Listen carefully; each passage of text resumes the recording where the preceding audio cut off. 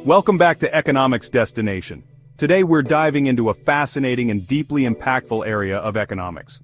Welfare economics. This field isn't just about numbers, it's about people, their well-being, and how we can create a society that benefits everyone. Stick with me because we'll explore the key theories, dive into real-world examples, and even tackle some controversies. By the end, you'll see how welfare economics is shaping our world today. Let's get started. So, what exactly is welfare economics? At its core, it's a branch of economics that focuses on evaluating policies and resource allocation based on their impact on human well-being. It's about answering one key question: how can we make society better off? Welfare economics looks at efficiency, making the most out of scarce resources; equity, ensuring fairness in distribution; social welfare, combining individual utilities to evaluate overall well-being. It's like the moral compass of economics, aiming to balance efficiency and equity for the greater good. Let's dive into the foundations of welfare economics. Two key theorems guide this field. 1. The first fundamental theorem of welfare economics. This theorem states that under perfect competition, markets naturally allocate resources efficiently. Think of it as the invisible hand doing its magic. And 2. The second fundamental theorem of welfare economics. This one goes a step further, showing that any efficient allocation can be achieved with the right redistribution of resources, without sacrificing efficiency. But here's the catch. These theorems assume perfect conditions: no market failures, no externalities, and complete information. Real life? Not so simple. More on that in a bit.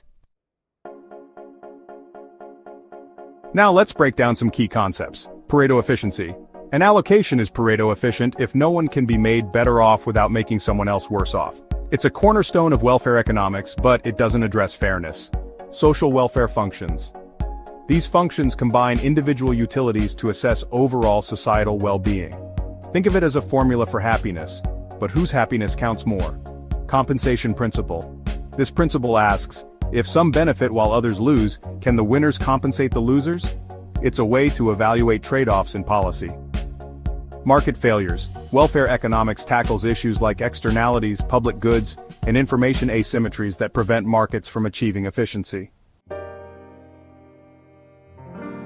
So, how does welfare economics play out in the real world? Here are some examples. Environmental policies. Think carbon taxes or cap-and-trade systems. These policies address externalities by making polluters pay for the societal cost of their emissions. Public health care programs like Medicare and universal healthcare systems aim to ensure equitable access to medical services, improving overall welfare. Progressive taxation. By redistributing wealth, progressive taxes aim to reduce inequality while maintaining economic efficiency. Education funding. Subsidizing education increases access, promoting both equity and long-term efficiency. Welfare economics isn't without its critics. Let's look at some controversies. Measurement challenges. How do we quantify happiness or utility? Critics argue that combining individual utilities into a single measure oversimplifies complex realities. Equity versus efficiency trade-offs. Policies that promote fairness might reduce economic efficiency. For example, excessive taxation could discourage investment. Value judgments. Welfare economics often involves subjective decisions about whose welfare matters most and how to weigh different preferences. Market limitations. Assumptions like perfect competition rarely hold true in the real world. Think monopolies, corruption, and unequal bargaining power. So why is welfare economics still relevant today? The answer lies in the challenges we face. Inequality. With wealth gaps widening globally, welfare economics provides tools to evaluate and design policies that promote fairness. Climate change. As we grapple with environmental crises, welfare economics offers insights into balancing growth with sustainability. Technological disruption. From AI to automation, welfare economics helps policymakers navigate changes to ensure benefits are widely shared. Pandemic recovery. Welfare economics plays a crucial role in designing stimulus packages and public health strategies to maximize societal well-being. To sum it up, welfare economics isn't just theory, it's a toolkit for building a better world. It's about evaluating efficiency and equity in resource allocation, tackling market failures and designing impactful policies. balancing trade-offs to maximize societal welfare. What's your take on welfare economics? Is it the key to a fairer world, or does it have too many blind spots? Let me know in the comments below.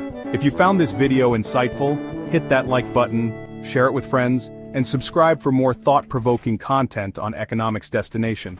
Let's keep exploring how economics shapes our lives and how we can use it to make a difference.